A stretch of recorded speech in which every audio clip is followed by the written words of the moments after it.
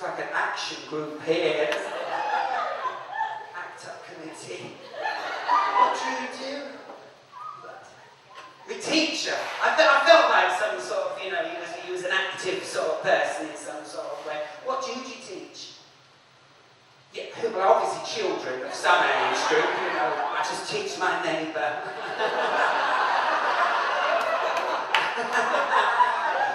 He doesn't realise that every morning that's me. Where do you teach? And we'll try a different question. I didn't think we'd have it this difficult to converse with a teacher, but the standards, as they say, have got fucking haywire, haven't they? What do you teach? Is that clearer? What do you teach? Maths! Oh, you don't really have to have people skills for that, do you? You just have to understand numbers. And are you alright in this group? You're not feeling out of sorts, a bit, have to be out with people? You're alright? Fantastic. They're all teachers who are cleverly trying to deflect me from you, but I do still feel there is some gold there to be mine somehow. So what age group do you teach maths? 11 to 16. So bastards, basically. They're horrible age. We're planning an outward bound sort of trip after this. Do you need all these bags? The coat. This looks like one of them dog bags. You know, the ones you get a dog shit. What's in this? Do you need this? It's all makeup. Okay, how big's your face? Do you need what? What is the point of having quite a nice bag and then putting it in something that looks like a dog poop bag, isn't it? You're not silly because you know Greenwich. A bit dodgy, isn't it? What do you do? Work for a hedge fund. So this is like a little sort of redundancy do for you then, isn't it? It's a lovely feeling, you know, about 12 years ago when I first went for my first mortgage, risky job, wouldn't give me. Now, boots on the other fucking foot now, ain't it? Now, this is pretty safer. This is safer. Who'd have thought that out? Right, ladies and gentlemen, we've got a quick impression. My impression of the lovely Cher. Now, the only thing with this song is she does use an electronic voice for this. I'll be honest with you, when I saw the cost of this particular equipment, I couldn't afford it. I've had to make a little compromise with the speak and spell.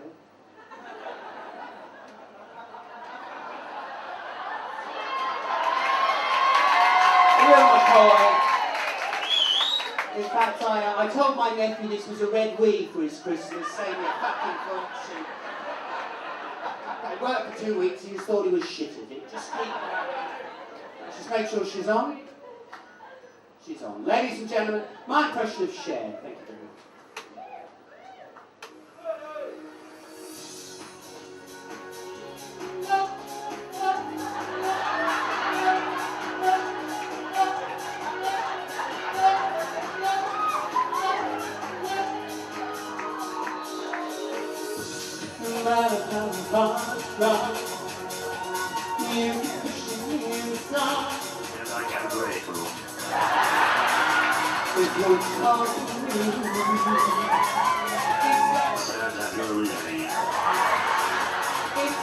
Time to believe it.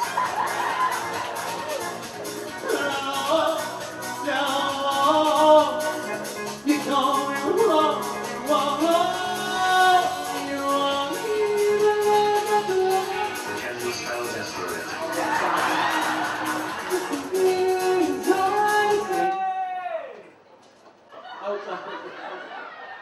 Did you really need to do that?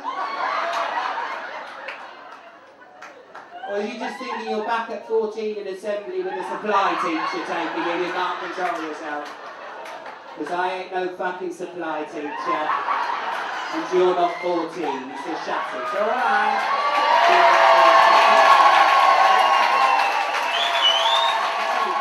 I won't go through this, but I just want to sort of see the sort of people we've got in here, brighten the scene. Did your nana give you this? Did she? That's a sensible clasp, isn't it? That's like the one where your kid, you know, and nana's going to get 50 pence out for you, you know, right? And look, she's even got the purse to go with it. Do you want a little pound? And you go, oh, that's lovely. Goodness, that's that's a sensible class. You're obviously just waiting to grow up a little longer to get into the Women's Institute, aren't you? It's all mapped out for you. What about you two here? What's your... God, there's a lot of aggression coming from him. Has he got a temper problem? You look like somebody that should be on Judge Judy, you two, you know. It's very difficult, you know. What's your name? Martin. What do you do, Martin? You're a PE teacher. You see, PE teachers never liked me because of my effeminacy and stuff like that. Do you have effeminate boys in your class that you're vicious to? Yeah, do you... They do. They love it, don't they?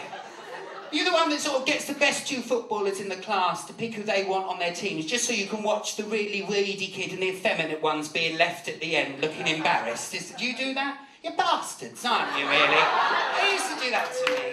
Hateful people. Is she allowed to speak? She won't get black-eyed tomorrow, will she, to speak again? Oh, I said hello again. Oh, you know what it's like, it's so difficult. And we've got you two here with a Christian cross. You born again Christian? Good for you. I went to a... you was born a Christian.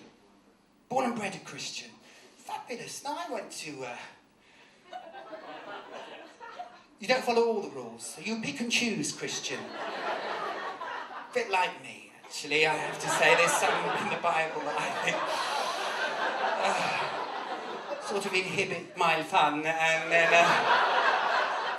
But then I read a little bit further and I think, you know, but then you also have to burn a cow in Leviticus, which is the same bit in the Bible that says about homosexuality, and I don't see people burning cows every month, offering it to God, yet they don't like me. And I think, well, you can't have one without the other, really, can you? I don't see people's hands being chopped off because they steal, but they still don't like me, and I think you can't have one without the other, really, can you?